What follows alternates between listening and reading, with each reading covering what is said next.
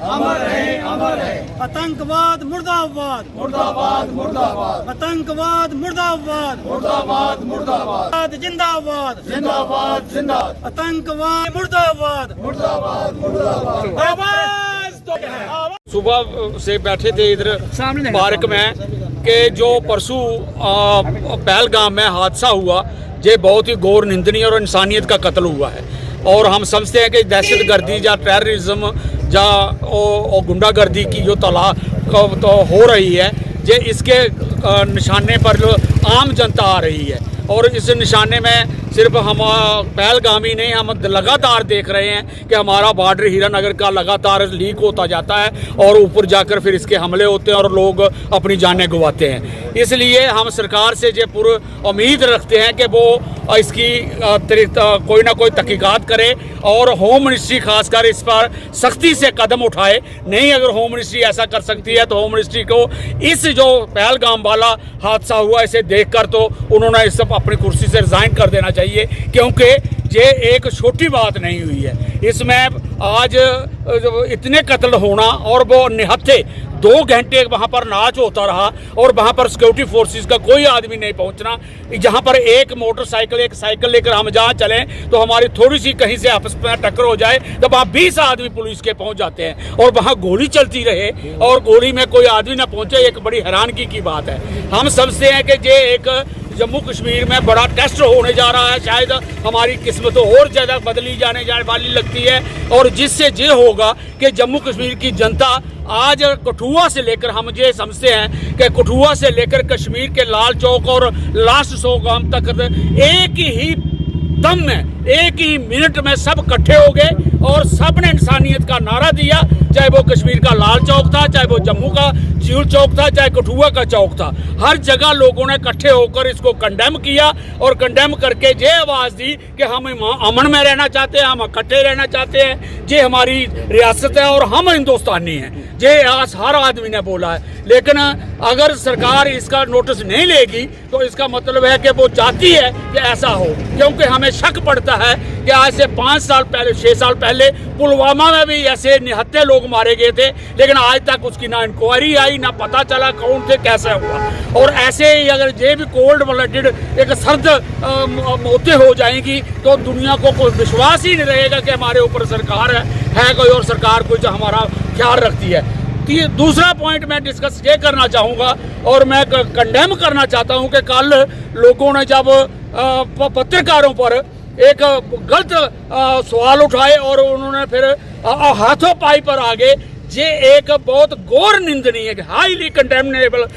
कदम था कि पत्रकार जो सीनियर पत्रकार है और लोकल पत्रकार, वाकफ पत्रकार, अपने पत्रकार होते हुए भी अगर ये कदम उठना शुरू हो गए तो इसका मतलब जम्मू कश्मीर में बिहारी राज, यूपी राज, गुंडागर्दी राज आने वाला है। कल को हम पत्रकार वाला सवाल नहीं पूछ सकता तो मुकाबले में पॉलिटिकल पार्टी का जो कैंडिडेट खड़ा होगा उसको तो रातों रात गायब ही कर दिया जाएगा आने वाले वक्त। तो क्या देखते हैं, क्या लोकतंत्र पर हमला था? क्योंकि जिस तरह से वो कहते हैं कि उन्होंने धर्म पूछकर गोली मारी, लेकिन यहाँ तो धर्म भी पता था, रिश्तेदारी भी पता थी, सब कुछ मालूम था, उसके बावजूद हमला कर दिया गया। मैं ये समझता हूँ ये लोग जिन पार्टी से, जिन विचारों से ताल्लुक रखते हैं, ये घबरा चुके हैं और घबरा कर ये अब लोकतंत्र पसंद नहीं करना चाहते हैं। इनका ये साल 400 पार वाला था और ये समझते थे कि इस साल हिंदुस्तान की हम किस्मत बदल देंगे और तानाशाही में बदल देंगे, लेकिन उसमें ये फेल हुए हैं। लेकिन आप आते जाते जो जैसे तालाब में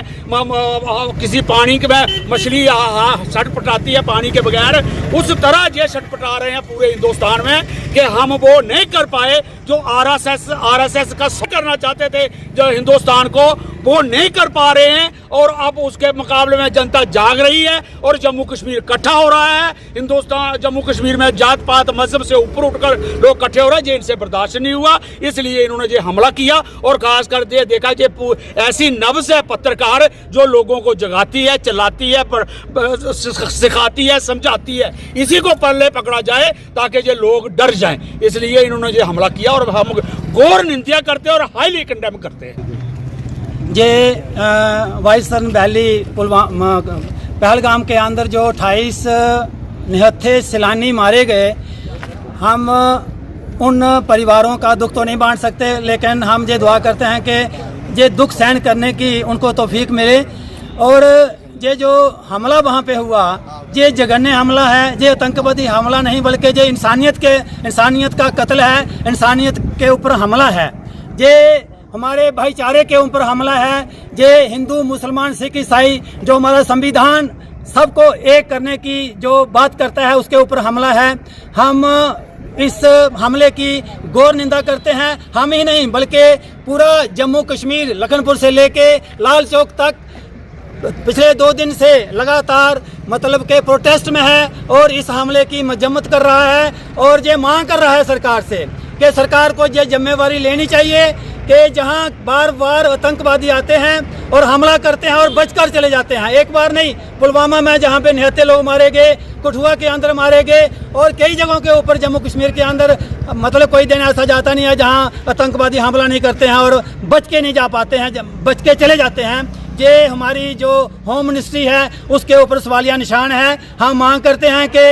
ये जो जहाँ भी सिक्योरिटी लैब्स है, इस सिक्योरिटी लैब्स को दूर किया जाना चाहिए और आने वाले दिनों में जम्मू कश्मीर के अंदर जो जहाँ लोग रहते हैं, जहाँ सैलानी आते हैं, उनके जान और माल की हिफाजत सरकार को करनी चाहिए। सरकार जो भी सख्त कदम उठाएगी हम सरकार के साथ हैं। इसके साथ साथ ही जो